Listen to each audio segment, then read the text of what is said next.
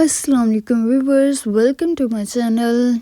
Today I am cooking chicken के जो slices हैं मैंने सबसे पहले तो एक स्पाइसी चिकन फ्राई कर रही हूँ। ब्रेस्ट का पीस मैंने लिया था और उसको मैंने काट लिया था, थोड़ा बारीक बारीक काट लिया था। आज वैसे मेरा किचन काफ़ी मैस हुआ है क्योंकि मैं काफ़ी सारी कुकिंग कर रही हूँ इकट्ठा ही।